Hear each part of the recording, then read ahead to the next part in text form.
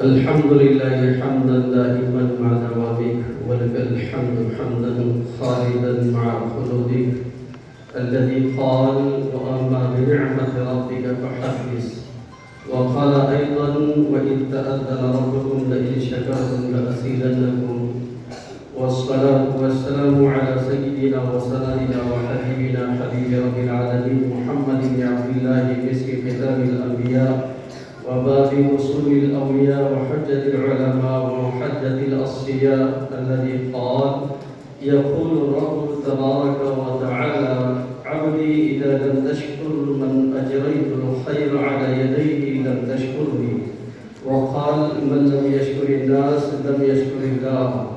وعلى آله السادة الأتقياء وأصحابه البارة الأوفياء. أما بعد، فإننا نحظى ونتشرف بأن نقدم إلى حضرة فضيلة العلامة بقية الأولياء وقطب العلماء وحلية الصلحاء والبحر الفهامة ومظهر الحقائق وموضح الدقائق الجامع للعلوم العقلية والنقلية والمتضلع من السنة النبوية النيرة الغراء المضاء، أحد جماهير الأعلام ومشاهير أولي الحفظ والأفهام، الشيخ النقي التقي الفاضل الصالح العارف بالحديث العالم الرباني، سماحة الشيخ لطيف الرحمن القاسمي الهندي ثم المكي، حفظك الله تبارك وتعالى ورعاك واسترعاك وأولادك وذرياتك وأسرتك وأهلك وعشيرتك من كل فتن ما ظهر منها وما بطن، وحسد الحاسدين وكيد الكائدين ومكر الماكرين وبغض المبغضين وفساد المفسدين ونفاق المنافقين وحقد الحاقدين وسحر الساحرين ولومة اللائمين. آمين. كلمة الشكر والترحيب بصميم القلوب وأعناقها. أيها العالم الإفضال، حقا فإنك قد جمعت اختصاصات متنوعة متعددة في فروع العلم والمعرفة والأصول كالتفسير والحديث النبوي والفقه الإسلامي، حتى صرت إماما جليلا عظيما قيما جسيما ورعا بارا وزاهدا عابدا وفقيها ماهرا شهيرا محدثا مفسرا جامعا بين العلم والعمل، سالكا سبيل السلف الصالح. لك بالحديث النبوي الشريف اليد الباسطة مع وفور التحقيق البالغ وكمال التدقيق، كما قال الشاعر العربي الفرزدق: أولئك آبائي فجئني بمثلهم، أولئك آبائي فجئني بمثلهم إذا جمعتنا يا جليل المجامع. وقال عمر بن علي شرف الدين بن الفارس أشعر المتصوفين الملقب بسلطان العاشقين: على نفسه فليبكي من ضاع عمره، على نفسه فليبكي من ضاع عمره وليس له منها نصيب ولا سهل. ضيفنا الكريم، قد صنفت وألفت كتبا كثيرة كالموسوعة الحديثية لمرويات الإمام أبي حنيفة رحمه الله تعالى رحمة واسعة في 20 مجلدا، وتحقيق المقال في فضائل الأعمال في مجلد واحد، وتهذيب الديباجة شرح سنن ابن ماجه 20 مجلدا كلها في اللغة العربية الفصحى، ما سبقك به من أحد من علماء زماننا هذا في العرب والعجم والشرق والغرب. وهذه الكتب قد اشتهرت في المشارق والمغارب، خاصة في جزيرة العرب.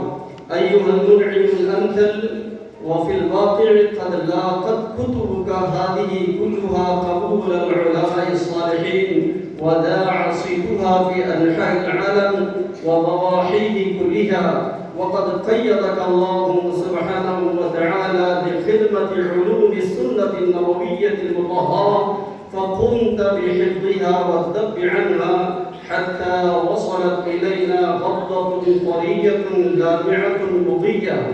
وبرز أيضا أنك جهدت بوضع القواعد الفقهية ودراسة الأسانيد ورجالها وأحوالهم حق الجهد، وأن مؤلفاتك لدالة على سعة علمك ووفرة فضلك.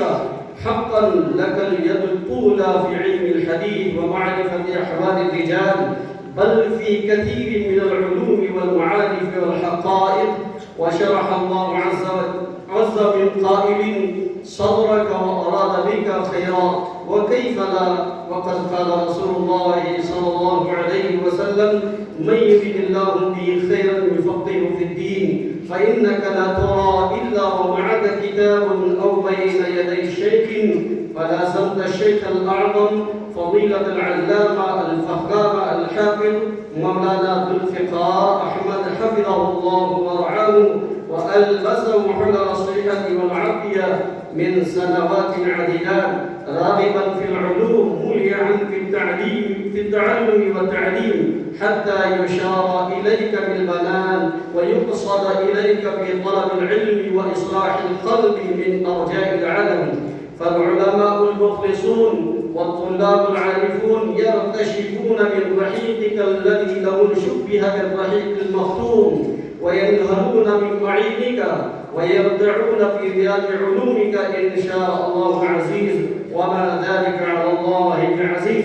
فبارك الله في تصانيفك الضامة دقائق العلم، ورزق فيها القبول التام لحسن قصدك وصدق نيتك وتنافس العلماء بتحصيلها. قال الشاعر الكبير المتنبي: مضت الدهور وما أتينا بمثله، مضت الدهور وما أتينا بمثله، ولقد أتى فعجزنا عن ورائه.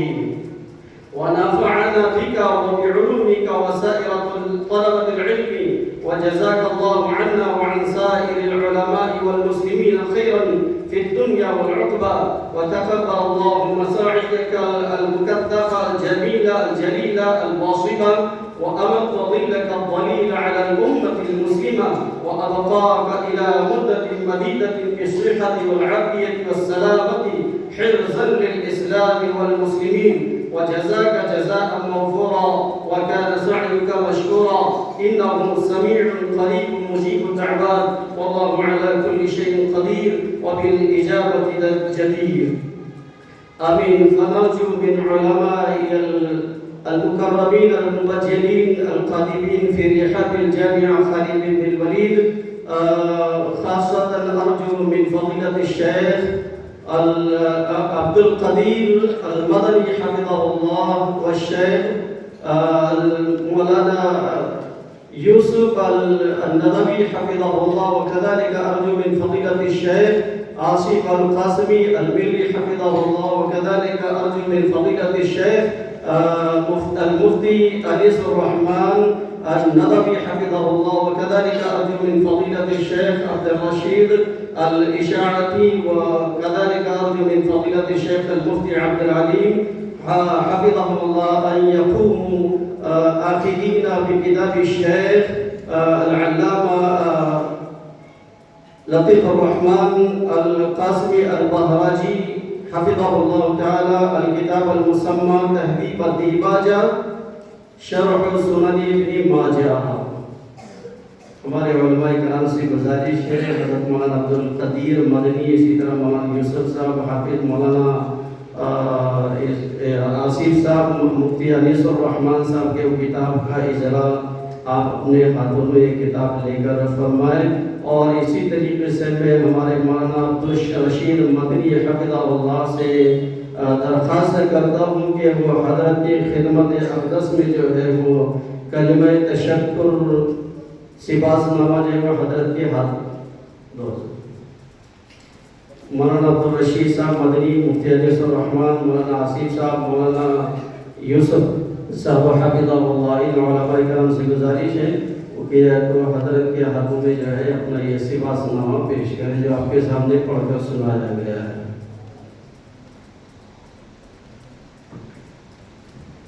मौलाना अब्दुल रशीद साहब मदनी, अब्दुल कदीर साहब मदनी हफ़िज़हुल्लाह। मौलाना अब्दुल कदीर साहब आप तशरीफ लाइए आगे।